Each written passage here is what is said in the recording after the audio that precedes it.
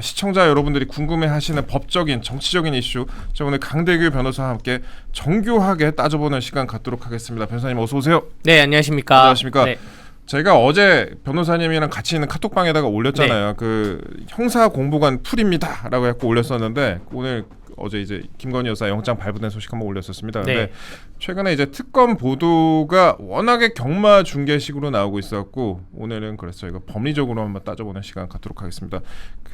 일단 제가 좀 짧게 읽어드릴게요. 형사 공보관 풀입니다라고 왔어요. 그래서 기자들에게 그 공보관의 문자가 왔었는데 구속영장 실질심사 결과 해서 특별검사 민중기 청구권 해서 쭈쭈쭈 나오고 김건희 여사와 관련해서 대표 제명, 자본시장과 금융투자업에 관한 법률 위반, 결과 발부, 증거를 인멸할 염려, 발부 일자 2025년 8월 10일 담당 법관 정재욱 영장전담 부장판사 이런 식으로 문자가 왔습니다. 증거를 인멸할 염려가 있다고 발부를 했어요. 네. 예.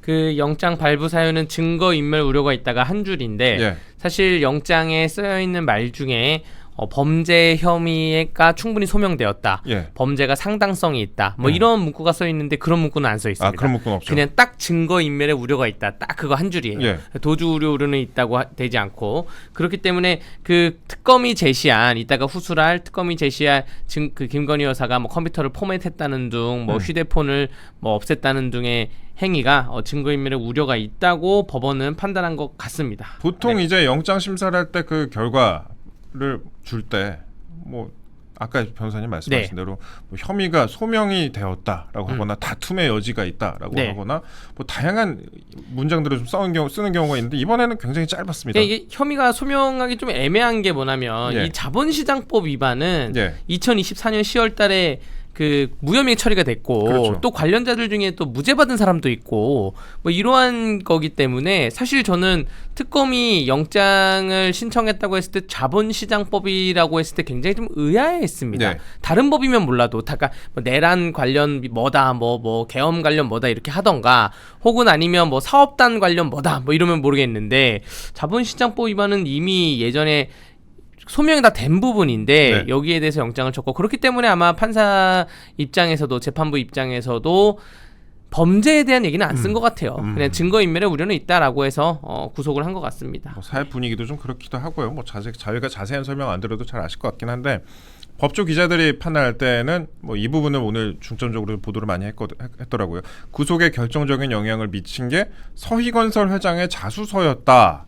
그러니까 당선 축하 선물로 반클리프의 목걸이를 전달했다 그런 내용인데 특검이 이걸 밀어붙였고 그래서 본건에 치중하던 김 여사 측이 그러니까 본건 그 자본시장법과 관련된 사건에 치중하던 김 여사 측이 상대적으로 대비가 덜 되어 있었던 거 아니냐 그런 좀 피색각도 있고요.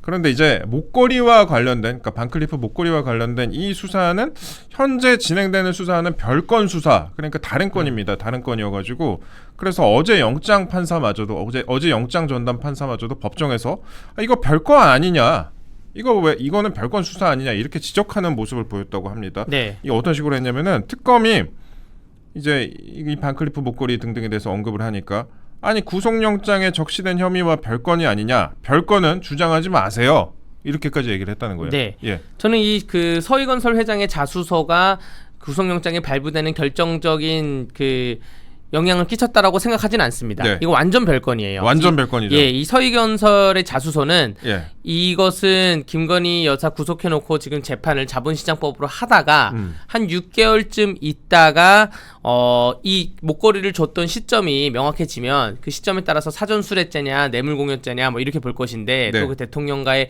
경제적 공동체냐 권력형 공동체냐 이렇게 볼 것인데 어쨌든 6개월 있다가 별건으로 기소를 할 사안에 이제 문제가 되는 것이고요. 지금 사항은 이 판사님이 말씀하신 게 맞습니다. 죄명이 자본시장법인데 네.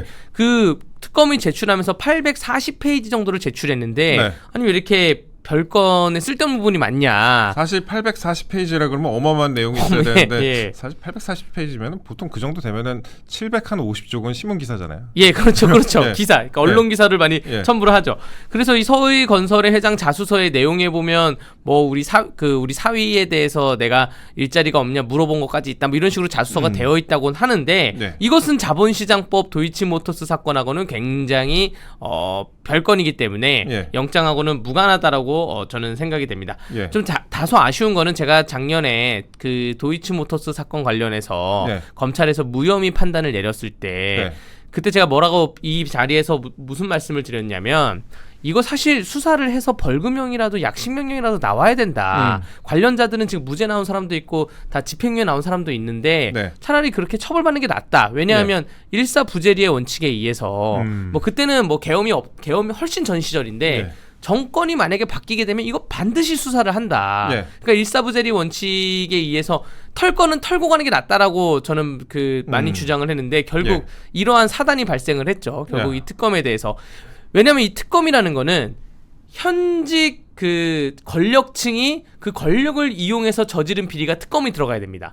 사실 그래서 뭐 서희건설 회장이 뭐 목걸이 줬다 이건 특검 대상이 맞아요. 예.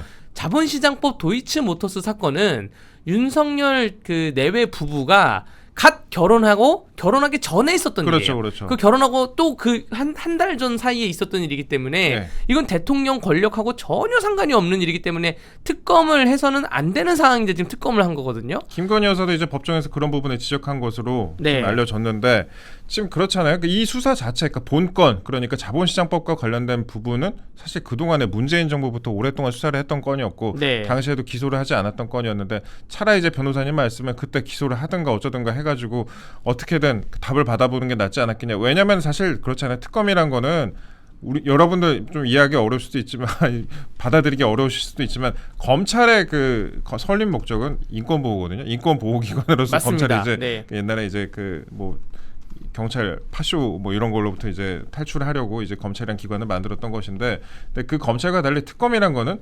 기소하고 그 사람 이제 맞습니다. 구속시키려고 만든 그 사실상 이제 우리나라의 현실이죠. 결과를 정해놓고 수사를 예. 하는 느낌이죠. 거기다 네, 이제 네, 검사가 120명이나 있는 상황인데 네. 그러니까 그리고 또 본건으로 볼 수 있는 그 자본시장법 도이치모터스 관련된 사건은 이미 주포들의 형량부터가 지금 높지 않은 상황이잖아요. 뭐 집행유예가 나왔거나 대부분 무혐의가 나왔거나 뭐 무죄가 나왔거나 그런 사건이었는데 만약에 인정된다고 해도 형량이 중하지는 않을 것 같다라는 그런 분석이 다수인 것 같습니다. 그런데 이번에 구속 영장 심사하는 과정에서는 서희건설 회장의 그 목걸이 관련된 자수서 또 등장을 했고 이번에 또 특검이 그 목걸이를 뭐 들고 오기도 했다 이런 보도도 있었죠. 네, 그래서 네. 뭐 그 모조품 이런 진품이냐, 거 모조품이냐, 뭐 이런 거 예. 들고 오기도 했었던 그런 보도도 있었고 그래서 이게 예전에 뭐 예전 권력자들과 관련된 사건에서도 그 본건과 외의 것들로 이제 좀 가려지는 부분이 있었는데 특히 이제 좌파 진영에서는 뭐 피아제 시계 뭐 이런 거 논두렁 시계 이런 걸 많이 주장을 하잖아요. 네. 근데 그때하고 좀 달라진 게 뭐가 있을까라는 그런 생각을 또 하게 합니다. 예,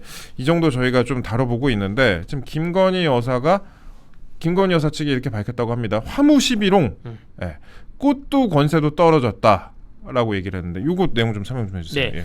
일단은 이 화무시비롱 얘기를 해서 건불 네. 10년 화무시비롱 얘기를 왜 영장실질심사에서 이게 왜 나왔냐 네. 라는 궁금증이 있는데 이게 만약에 본 재판이었으면 이런 얘기를 안 했을 거예요. 네. 근데 영장실질심사의 경우에는 도주 우려와 증거인멸 우려만 얘기하기 때문에 내가 지금 김건희 여사가 지금 갖고 있는 권력이 뭐가 있겠냐. 예. 꽃이 다 떨어졌다. 그래서 도주할 일도 없고 예. 또 증거인멸 뭐 지시를 내려도 증거를 인멸할 것도 없고 남아있는 증거도 없고 예. 지금 그냥 평범한 한 여인에 불과합니다. 나중에 재판을 가서 어떻게 하던 간에 불구속 재판을 해달라고 변호인 입장은 이렇게 얘기한 것이고요. 그 예시를 들면서 예. 사실은 그 기존에 그 김건희 여사의 주변에 있는 사람들도 공천을 많이 신청을 했는데 공천에서 탈락한 사례를 많이 제시를 했습니다. 예. 그리고 증거인멸에 대해서는 예. 코바나 콘텐츠 사무실에 노트북을 바꾼 이유는 예. 노트북 사양이 너무 떨어져가지고 공인인증서나 보안 프로그램들 설치조차 좀 되게 어려운 그런 거였다. 그 휴대전화의 경우에는 대통령이 되면 대통령실에서는 경호처에서 휴대전화를 이제 그 주는데 네. 이거 대통령에서 그 헌법재판소 결정으로 인해서 대통령 직위가 박탈당했으니까 예. 그래서 그 휴대전화를 대통령 경호처에 다시 그냥 반납한 거다. 근데 이거를 가지고 특검은 휴대전화를 없앴다고 주장하는 게 이게 말이 되냐 이런 식으로 주장을 했다고 합니다. 예. 그 화무시비롱 얘기까지 나온 게 좀 굉장히 좀 씁쓸한 네. 장면이긴 해요. 예. 저는 아니 그 변호사가 왜 이렇게 감정적 호소를 했지라고 생각이 들었는데 보통 이런 얘기 잘 안 하죠. 예, 네. 법리로만 예. 법리로만 얘기하는데 왜 이렇게 감정적 호소를 얘기를 했지 정치적 발언을 했지 그 의문점을 가졌는데 영장실질 심사니까 아마 검찰이 제출한 그 840페이지를 보고 충분히 이러한 심정이 들지 않았을까 생각이 됩니다. 제가 이 합당한 발언인지 는 모르겠는데 네. 저도 영장을 많이 하면 한 달에도 몇 건씩 하는데 네. 이런 것 같아요. 영장이라는 거는 아직 증거 조사를 하기 전이잖아요. 예. 그러면 검찰이 청구한 영장 청구서와 예. 변호인이 제출한 변호인 의견서 네. 이게 사실 두 개가 다 소설입니다. 그러면 재판부에서 보기에는 증거가 없는 상태에서 어떠한 소설이 더 신빙성이 있을까? 요렇게 판단을 하는 게 영장실질심사가 아닐까? 저는 그렇게 생각을 하거든요. 저도 어떻게 알잖아요. 제가 취재를 많이 네. 했고 제가 네. 뭐 직접 본의 아니게 참여도 해보고 그랬는데 이게 그 검찰 측에서 주장하는 뭐 특검 측에서 주장하는 것도 그 일부의 사실을 가지고 거기다가 갖다 붙일 수 있는 건 사실 다 갖다 붙여요. 네. 그 날조의 범위가 아닌 수준에서 다 갖다 붙이는데 나중에 보면 이게 뭐야라고 생각하는 그런 경우도 있거든요. 이건 제가 뭐 잘 아는데 뭐 김건희 여사 케이스를 저희가 정확히는 모르지만 뭐 이거는 화무시비롱이라는 발언을 봤을 때 글쎄 그 검찰 특검 측에서도 뭐 840조 안에 뭐 여러 가지 내용이 있었을 것 같다. 변호사님께서 말씀하신 대로 좀 네. 그런 생각이 들게 하고요. 제가 짧게 좀 더 부연 설명을 드리자면 이번에 그 반클리프 목걸이를 줬다고 자수서를 낸 이봉관 서희건설 회장 같은 경우에 그 사위 얘기가 좀 많이 나오잖아요. 박성근 전 검사입니다. 지금 뭐 이름 많이 알려졌으니까 저도 말씀을 드리면 박성근 전 검사인데 이분 이제 차장 검사까지 했습니다. 지청장까지 했었는데 그 나중에 이제 대형 로펌에 있다가 정부가 출범하고 나서 국무총리 비서실장으로 갔습니다. 근데 일반적으로 우리가 볼 때 국무총리 비서실장이 그렇게 권력이 있는 자리는 아니거든요. 그렇죠. 그 자리가. 선출직의 비서실장이 예. 아닙니다. 예, 네네. 이게 뭐 대통령의 비서실장이면 어마어마한 자리지만 국무총리의 비서실장이 누구냐라고 물어봤을 때 우리가 이름 아는 경우는 거의 없잖아요. 거의 없는 거고 그다음에 그 박성근 전 검사 같은 경우에는 특히나 이제 윤석열 전 대통령하고도 친분이 있는 사이고 그래가지고 이 목걸이를 과연 뭐 대가성으로 이게 만약에 수사나 뭐 수사에서는 당연히 그렇게 하겠지만 재판에서 인정이 될까 하는 그런 부분도 좀 생각을 하게 합니다. 이거는 아마 법조에 계신 분들이라면 어느 정도 공감할 수 있는 부분일 것 같고요. 그 이 친분 관계를 아는 분들이라면 그렇게 생각할 수도 있을 것 같고 물론 다만 이제 목걸이를 줬다면은 그 목걸이를 준 행위에 대해서는 여기 이게 현명한 행동이었다고 판단하기는 좀 어려운 부분이 있죠. 그래서 저희는 뭐 짧게 오늘은 팩트에 대해서만 다루는 시간이니까 이 정도 좀 언급을 해드리겠습니다. 지금 여러 가지 보도가 막 쏟아지고 그 단독이라고 네이버에 쳐보시면 단독 기사가 지금 하루에도 수십 개, 수백 개씩 이 특검 관련해서 나오고 있는데 이거 저도 예전에 단독 기사 많이 써봐서 알지만 이 단독 기사 전부가 나중에 재판에서 사실로 인정되는 경우는 아니거든요. 거의 그 중에 굉장히 일부분만 인정이 되기 때문에 그거는 여러분들이 뭐 알아서 잘 판단했으면 좋겠습니다. 이 정도 짧게 좀 말씀을 드리고요. 다음 이슈로 넘어가도록 하겠습니다.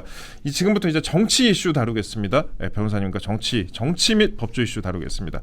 꼭 알아야 하는 내용이 하나 있어가지고 저희가 갖고 와봤습니다. 정율성이라는 이름 기억하실 거예요. 정율성. 저희가 정율성 그리고 대법관 명청전쟁 앞으로 이렇게 세 가지 이슈 다룰 건데 정율성. 그 광주광역시에 북한 인민군 그 조선인민군 행진곡을 작곡한 정율성 공원을 만든다고 해서 논란이 되지 않았습니까? 그런데 광주시가 이번에 광주시 남구가 파손된 정율성 흉상 복원을 검토 중이다라고 해서 또다시 논란이 되고 있습니다. 이런 일이 있어요. 네, 이 정율성이라는 사람은 예. 그 북한 인민군 행진곡을 작곡을 했죠. 예. 이 우리 6.25 전쟁이나 또 뭐 북한 그 중국의 중공군들이 내려올 때 정율성이 작곡한 이 노래를 가지고 우리 국군을 총칼로 찔러 죽이는 그러한 전쟁이었습니다. 근데 이분의 흉상이 처음에 어떻게 설치된지는 모르겠어요. 네. 근데 광주에서 희한하게 정율성 동료제 정율성 동료 경연대 뭐 이런 네. 거를 하는데 네. 그 동영상을 제가 봤거든요. 네. 그 동료를 그 우리 나라의 그 초등학생 어린이들이 그렇죠. 노래를 부르는데 예. 뭐 이런 노래 불러요. 뭐 우리 조선 대원 조국을 사랑하죠. 저 깜짝 놀랐어요. 우리나라를 조선이라 불러요. 예. 남조선 북조선처럼 예. 지금 임종석이 주장하는 거 아닙니까? 북한의 네. 용어를 바꿔 불러야 된다. 예. 그리고 그 정률성 동료 경연 대회인데 동료 대회인데 예. 중국말로 노래를 부릅니다. 근데 그 중국말이 예. 한글말 해석하는 거하고 달라요. 예. 이게 오송 홍치를 흔들면서 뭐 학교를 가자 이런 내용이에요. 중국 깃발이잖아요. 네, 중국 예. 깃발을 흔들면서 예. 학교를 가자인데 이게 한국말로 해석한 거는 국민들이 현혹시키려고 다르게 해석하더라고. 이게 문제가 많으니까. 네. 이게 근데 이런 사람의 흉상을 철거를 했는데 네. 지금 광주에서 하는 말은 흉상을 철거를 했을 때 고의 모셔놨다. 이거를 이 동상이었습니다. 이 동상. 예, 문제의 동상이었습니다. 그대로 갖고 있다 우리가. 그래서 중국과의 외교 관계 복원을 위해서 이걸 다시 설치를 하겠다. 중국 총영사관에서 연락이 왔다는 거예요. 광주에 그 중국 총영사관이 있다고 합니다. 우리나라에 예. 워낙 중국 사람들이 많으니까 영사관이 있다고 하는데 여기서 다시 설치해달라 이렇게 요청을 했다는 거 아니에요? 요청을 했다는 거예요. 그러면 국제 관계는 상호주의인데 네. 만약에 100번 양보해서 설치를 한다 하더라도 네. 그 우리 중국에다가 우리도 뭐 설치해야 되는 거 아닙니까? 우리도 그러면은 예. 저는 그렇게 생각을 하거든요. 우리가 설치를 하면 우리도 중국에 뭘 설치를 해야 되는 거예요. 근데 예. 지금 중국이 우리나라 문화 잠탈이 엄청나게 심각한데 예. 문화 잠탈은 뒤로 하고 이거는 어쨌든 그 국가 안보 의식적인 문제인 건데 중국 인민군 북한 인민군 예. 행진국하고 중국 팔로군 행진국을 만든 사람의 이 사람의 흉상을 다시 세운다? 이거 전혀 도저히 이해할 수 없는 그러한 부분입니다. 우리도 네. 그러면 저기 상하이나 광저우 이런 데다가 멸공의 횃불 작곡가 이런 거 동상 하나 만들어야 그렇죠, 그렇죠. 예, 맞습니다. 그리고 그 뭐 8호호, 그 예. 화천에 있는 8호의 그 전투 그런 것처럼 중국에 우리가 기념해야 된다. 이런 느낌인데, 예. 요거는 정부 차원에서 입장을 내야 되는데 지금 정부가 어떠한 입장을 뭐 내겠습니까? 입장을 안 낼 거라고 생각되고요. 그나마 좀 우리 국민 여러분들이 전 그렇게 생각해요. 제가 뭐 다른 법률적인 부분에 대해서는 목소리를 객관적으로 내는데 다른 정치적인 부분에 대해서도 제가 목소리를 객관적으로 내려고 노력하는데 네. 이건 안 돼요. 이거는 우리 그 매일신문 시청자분들이 뉴스캐비닛 시청자분들이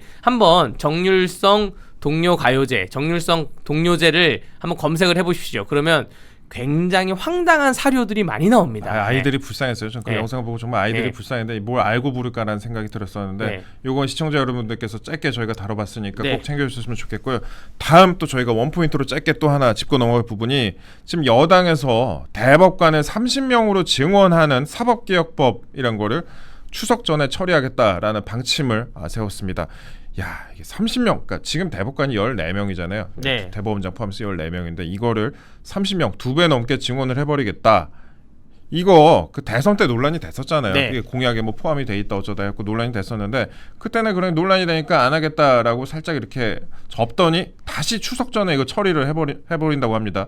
뭐 대법관 추천 방식 개선, 네. 뭐 대법관 증원, 법관 평가제도 개선, 하급심 판결문 공개 범위 확대, 압수수색 영장 사전신문제 도입 등 5개 항목인데 일단 대법관 추천 방식 개선부터 뭐 우리는 네. 그 의도를 뻔히 알 수 있을 것 같아요. 예, 뭐 대법관 추천 방식을 뭐 여당 입맛대로 네. 민주당 입맛대로 추천하겠다 그걸로 보여지는데 딱 이 기사가 났을 때 생각나는 포인트가 방송인 김어준 씨가 콘서트를 하면서 예.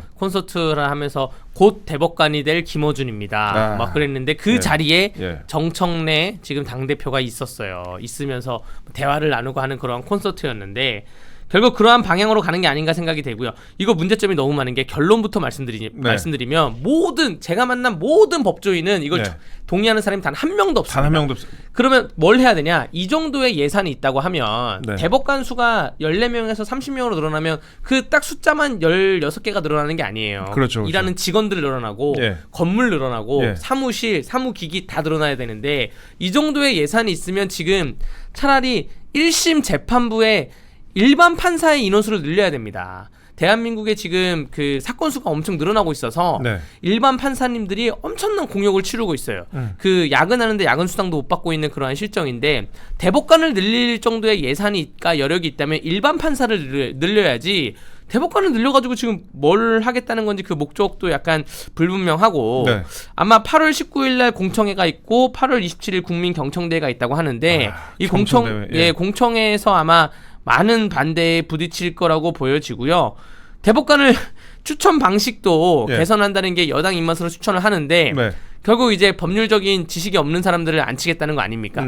저는 그 방송인 김어준 씨가 예. 곧 대법관이 될 김어준입니다라고 했는데 예. 대법원 판례를 몇 개나 읽어봤는지 좀 물어보고 싶어요. 아. 대법원 판례를 하나하나 읽어보면 정말 그 깊이가 남다르거든요. 네. 그거를 읽는 순간 보통 법조인도 무슨 네. 생각이 드냐면 예. 난 대법관은 못하겠다. 아. 이런 생각이 들어요. 이러한 판결문을 어떻게 씁니까? 제가 이회창 예. 국무총리도 하셨고 대선 후보도 하셨던 이회창 감사원장도 하셨고 이분의 대법관 판결문을 읽고 싶어가지고 네. 이회창을 검색을 해서 쭉 읽어봤거든요. 예. 이거 읽는 순간 난 대법관은 못하겠다는 생각이 아. 확 들더라고요.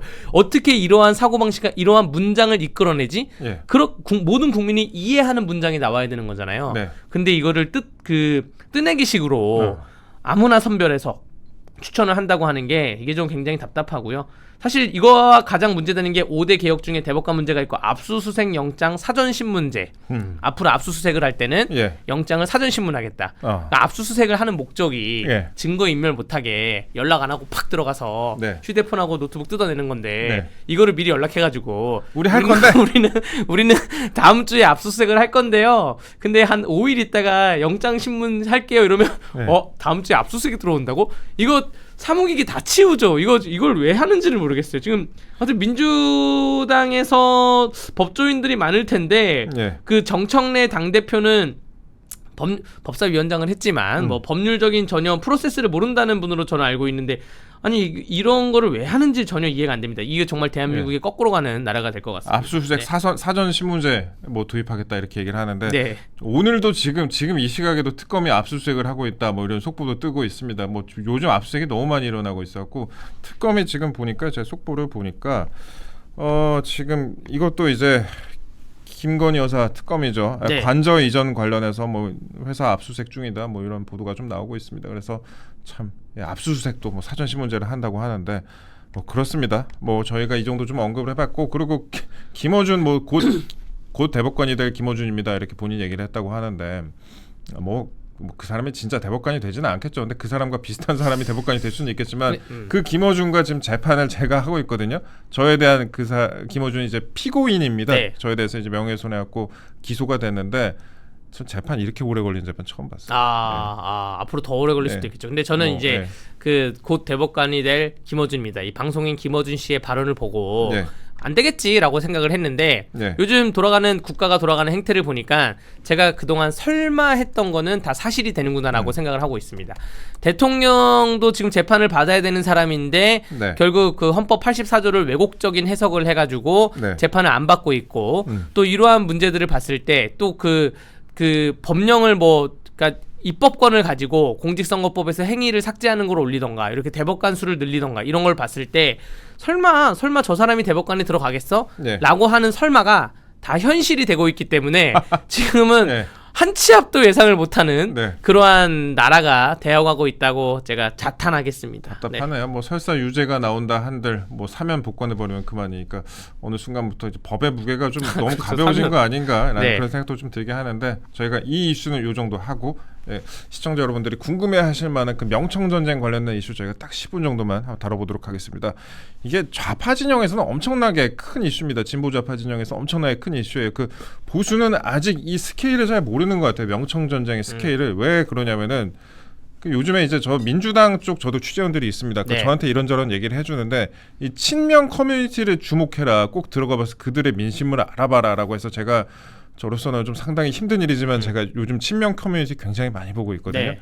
이게 여기 내용은 지금 여권의 내용은 국민의힘은 이게 될 것도 아닙니다. 이 정청래 대표와 지금 대통령과의 명청 전쟁 이 내용이 제가 봤을 때는 친명 커뮤니티의 그 기류만 봤을 때는 국힘은 좀 될 것도 아닙니다. 그러니까 잘만 하면은 국힘 입장에서는 EJ가 될 수도 있는 건데 어제도 저희가 좀 다뤄봤지만 오늘도 좀 업데이트된 내용을 좀 말씀을 드리겠습니다. 일단 조금 한번 제가 읊어드리겠습니다. 정청래 대표가 친명인 이춘석 의원 긴급 제명했죠. 거기다가 추미애 의원 법사위원장에 임명을 했고 여기에 강선우 의원 그러니까 대통령실에서도 뭐 사퇴하는데 인식을 했던 그 강선우 의원을 두고도 울타리가 되어주겠다라고 했습니다. 이거는 당시에 박찬대 대표 후보 같은 경우에는 강선우 의원에 대해서 사퇴하라고 선을 딱 그었었는데 명심이라는 박찬대 의원 같은 경우는 근데 지금 정청래 대표는 울타리가 되어주겠다라고 했고 더 중요한 게 이제 지명직 최고위원회 호남 3선에 서삼석 의원 지명했는데 이분이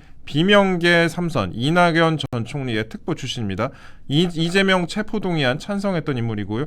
또 개딸들이 진짜 열받는 포인트가 이거라고 해요. 그 이병훈 전 의원 이분을 이제 호남 특위 수석 부위원장으로 임명을 했는데 이 사람 역시 찐 이낙연계로 구분이 되는 인물이다. 당연히 체포동의안 찬성을 했다. 그러니까 민주당 인사들을 만나도 이런 얘기를 많이 하고 있습니다. 이 기류가 좀 그래요. 그 변호사님도 민주당 쪽하고 가끔 연락하시잖아요. 네, 예. 지금 그 결국 이재명 대 정청래 대결인데 아니 네. 그 대통령이 당선된 지 두세 달밖에 안 됐는데 그러니까요. 대통령의 힘이 왜 이렇게 약하냐라고 네. 의문을 품는 분들이 계실 수가 있어요. 대통령의 힘의 원천은 인사권과 사정권 두 개입니다. 사정권이 이제 뭐 검찰, 경찰 그리고 뭐 국세청, 네. 국정원 뭐 이런 것인데 예. 지금 검찰을 해체한다고 하잖아요. 예. 그 민주당에서 그러니까 예. 대통령의 사정권 자체가 좀 약해지고 있는 게 하나가 있고요. 그렇죠. 인사권은 대통령이 장관들 말고 장관들은 뭐 한 10몇 명밖에 안 되니까 네. 공기업 300개에 대한 인사권을 갖고 있습니다. 그렇죠. 그 사장과 감사, 뭐 상임이사 이런 인사권을 갖고 있는데 이 인사권을 가지고 대통령이 본인의 권력을 확장하는 거예요. 예. 그런데 과거 그 박근혜 정부 시절에 민주당이 공격했던 소위 이제 블랙리스트 사건이나 뭐 이런 것 때문에 네. 법이 바뀌어가지고 예. 전 정권이 임명해놓은 공기업 인사들을 못 쫓아내요. 아하. 그래서 지금 이재명 대통령이 할 수 있는 게 사정권도 없고 예. 인사권도 없습니다. 생각보다 힘이 급격히 빠지고 있다. 빠지고 이거 있어요. 예. 이건 저희 그냥 바람이 아니라 네. 그냥 여권 얘기가 그래요. 취임도가 아니냐 이런 얘기가 예. 그냥 계속 나오고 있는 상황이고 특히 우리가 오늘 중점적으로 다룰 부분이 어제 대통령이 정청래 대표와 만찬을 했습니다. 첫 만찬입니다. 정청래 대표가 된 뒤에 첫 만찬인데 여기 진짜 중요한 포인트가 있습니다. 박찬대 의원을 불렀어요. 여기. 네. 이게 처음으로 당 대표와 만나는 자리에 박찬대 의원을 불렀다. 네. 이거 셉니다. 그러니까 네. 당 대표랑 처음으로 만나는 자리에 대통령이 박찬대 의원 이거 부를 이유가 없거든요. 근데 예. 불러갖고 위로를 해줬다. 이거 예. 친명 커뮤니티도 이거 상당히 중요하게 보더라고요. 아니 왜냐면 정청래 의원이 당대표 되자마자 SNS에 올렸던 글 중에 하나가 예. 그 박찬대 의원을 약간 디스하는 그러한 글을 공유했다가 바로 또 삭제를 했거든요. 예, 그렇죠. 그러니까 둘 사이가 아름다운 경선이진 않았어요. 예. 그 경선 과정이. 그런데 굉장히 불편한 사람을 부른 것이죠. 네. 그거부터가 그 정청래 대표 약간 매기는 게 아닌가.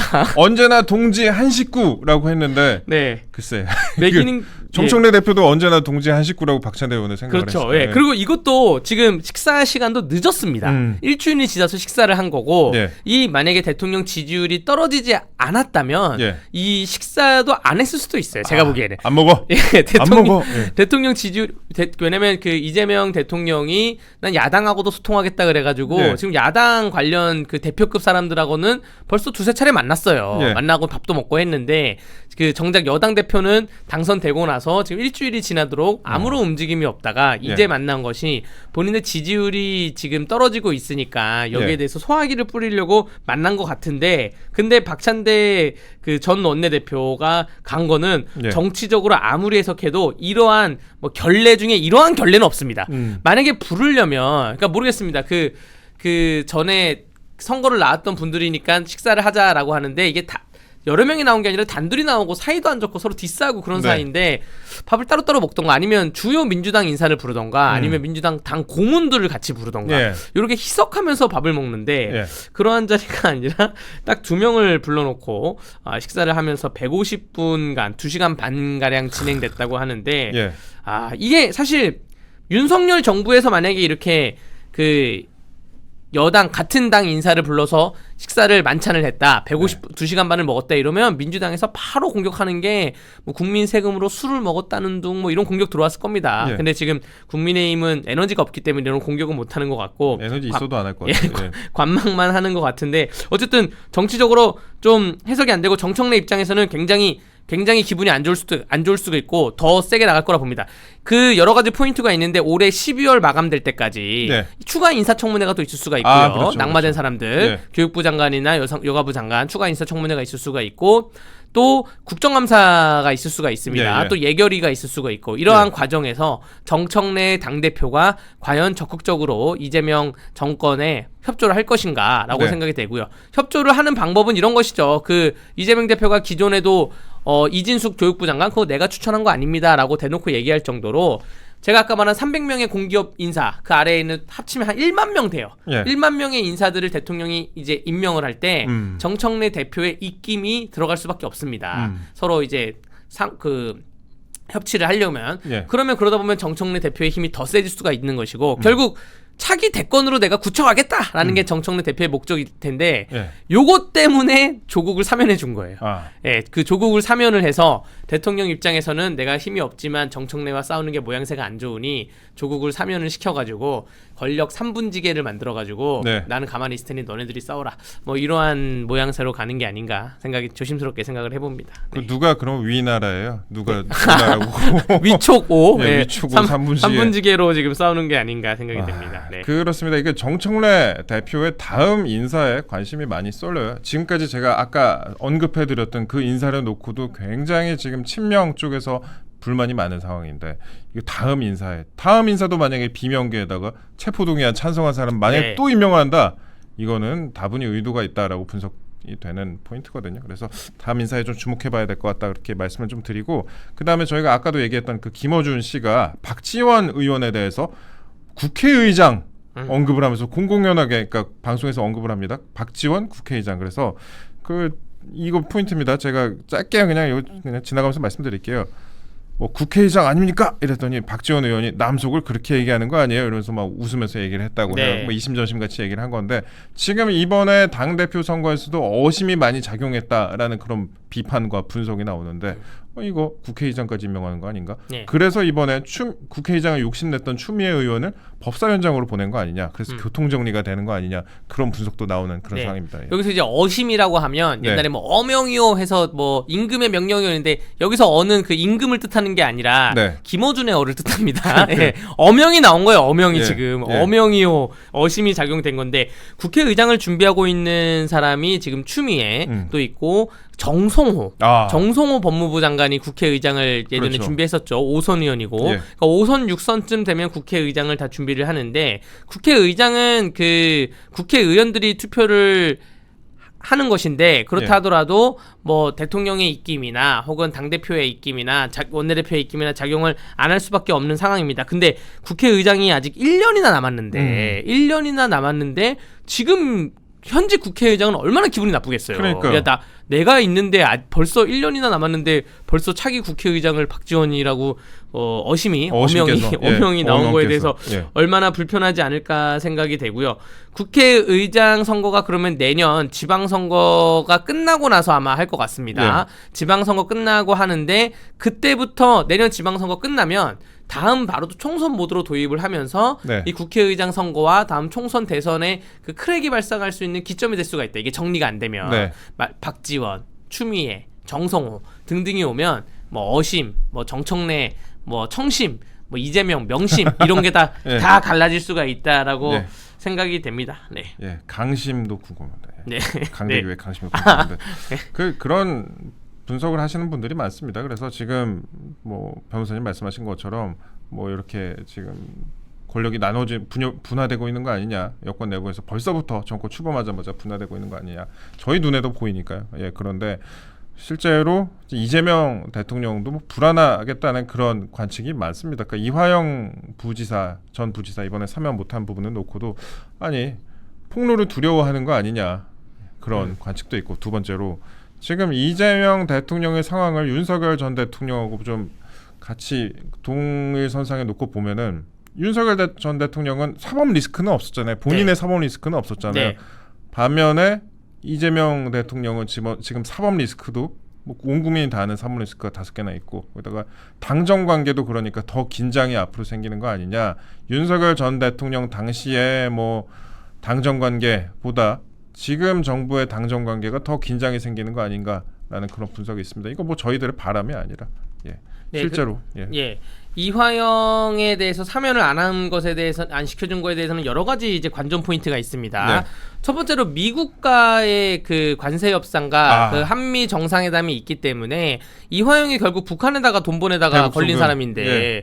이게 트럼프나 국제사회의 관점에서는 이 유엔 안보리 제재를 위반한 사람에 대해서 사면을 해주는 게 말이 되는가라는 그러한 관점이 있을 수가 있고요. 예. 또 말씀하신 것처럼 밖에 나오면 떠들게 되어 있거든요. 예. 지금 그 8.15 사면 사람들이 왜 안 떠들지? 아직 안 나왔기 때문에 안 떠드는 거예요. 그렇죠, 예. 8월 15일 날 나옵니다. 나오면 다음 주부터 돌아다니면서 이제 취재도 들어갈 거고 떠들게 될 것인데 그 이화영 경기부지사도 나오게 되면 예. 해외에 가지 않는 이상은 국내에 있는 이상은 떠들게 될 것이고 네. 또 그러면 다음 지방선거에 뭐 어디 후보자로 거론이 될 수도 있는 부분이고 네. 여기에 대해서 정권이 굉장히 부담감을 갖고 있을 겁니다. 마지막으로 세 번째 포인트는 그럼 국민의힘은 여기서 뭘 해야 되냐. 문재인 대통령이 지난주에 그 라이브 방송을 하면서 조국 책을 설명하면서 무슨 표현을 했냐면 지금 독거방에서 예. 책을 썼다. 아니 그 조국이라는 사람은 예. 문서를 위조한 자범이거든요. 입시 비리를 위해서. 예. 근데 왜 독거에 있는지 모르겠어요. 그러니까 그 교도소가 독거방, 혼자 있는 방이 있고 예. 혼거방, 여러 명이 있는 방이 있습니다. 네. 독거방은 정치 사범이나 뭐 그 안에서 뭐 징벌을 받던가 뭐 이런 분들이 있는 거고요. 예. 혼거방에 있는 게 이제 대다수 일반적인 그 통념인데 예. 조국이라는 이 자범인데 예. 이분이 왜 그 독거방에 있는 줄 모르겠어요. 자, 그래서 지금 국민의힘이 뭘 해야 되냐? 이화영 경기부지사가 어떠한 형태로 교도소에 있는지 봐야 돼요. 예. 왜냐면 독거방에서 굉장히 편하게 있잖아요. 그러면 거기만큼 편한 곳이 또 없어요. 독거방 지금 본인 페이스북에 올릴 때는 0.78평짜리 방에 있다고 이렇게 혼자 있대요? 혼자? 0.78평짜리 방이 그러면 없을 텐데. 거기에 예. 혼자 있으면서 네. 거기 이제 교도관들이나 뭐 사서들이라고 해요. 뭐 소지라 그러고 예. 그러한 사람들하고 뭐 편하게 지내면 예. 그럼 거기만큼 편한 곳이 없습니다. 그 교도 그러면 오히려 이화영 측에서 네. 나는 좀 천천히 나가도 돼. 나는 내년 지방선거에는 출마 안 할 거니까 네. 지방선거 출마할 사람들만 빨리 내보내주고 나는 성탄절 뭐 이런 식으로 나는 아니면 내년 신년 특사 이게 입맛대로 고르면서 할 수가 있기 때문에 요거는 국민의힘 법사위에서 네. 지금 이화영과 또 김용도 있고 또 그 이재명 대통령 측근들이 어떠한 형태로 수감을 하고 있냐 일반 그 보통 우리 국민들하고 동일한 형태이냐 아니면 어떤 특혜나 혜택을 보고 있냐 요거를 좀 파봐야 돼요. 이런 거를 왜 안 하는지는 모르겠습니다. 어쨌든 국민의힘에게 소스를 드렸으니까 예. 요런 공격이라도 하셔야 된다 말씀드리겠습니다. 예, 모 언론사, 모 방송사 같은 경우에는 뭐 윤석열 전 대통령이 독방 쓰는 것 자체도 뭐 특혜 아니냐는 식으로 네. 보도를 하기도 하는데 그럼 뭐 다른 사람들도 다 따져봐야겠죠. 저희가 끝나기 전에 마지막으로 좀 전에 이제 기사 나온 게 있어서 좀 말씀 좀 드리겠습니다.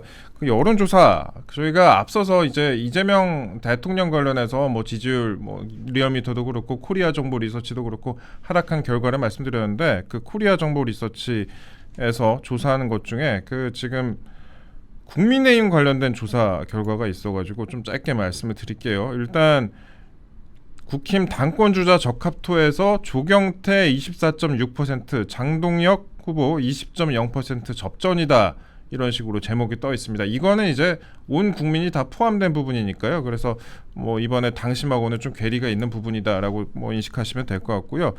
짧게 좀 말씀을 드리면 같은 조사에서 조경태 24.6, 뒤에 호칭 생략하겠습니다. 조경태 24.6, 장동혁 20.0, 김문수 14.3, 안철수 10.0 이런 식으로 지금 결과가 나오고 있고, 근데 이것보다 더 중요한 거는 이제 지지층, 국힘 지지층의 조사 같습니다. 국힘 지지층 조사에서는 장동혁 40.5%, 김문수 27.7% 순으로 지금 수치를 나타내고 있다라고 이렇게 여론조사 결과가 나왔습니다.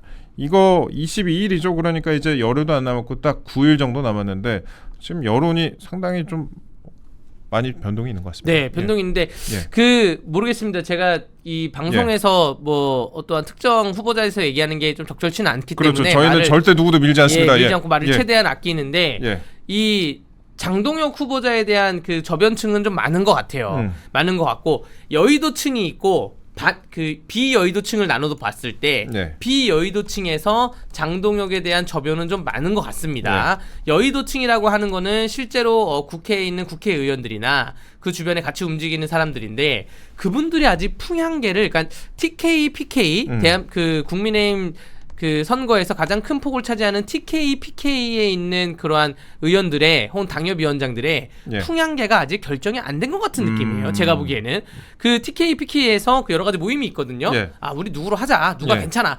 전화를 주도적으로 돌리는 사람들이 있어요. 전화를 주도 돌리면서 예. 아 누구로 가자, 여론몰이 쫙 가야 되는데 네. 그러한 풍향계가 아직 그 보이지 않습니다. 그렇기 때문에 그냥 저변층에 있는 여론조사로 지금 조경태든 뭐 장동혁이든 뭐 이런 식으로 움직임이 나오는 게 아닌가 이렇게 생각이 됩니다. 그게 지지율이 잘 나와야 움직이시는 분들이 움직이는데 지지율이 잘 안 나오니까 좀 안 움직이는 거 아닌가라는 네. 생각이 듭니다. 이게 지금 본 경선 같은 경우에는 8대 2잖아요. 그러니까 당원 8, 네. 그다음에 여론조사, 국민 여론조사 2 이런 방식으로 진행이 되는데 앞으로 저희 전당대회 남은 기간 동안 뭐 몇몇 후보분들 더 모셔가지고 이야기 나눠보는 시간 갖도록 하겠습니다.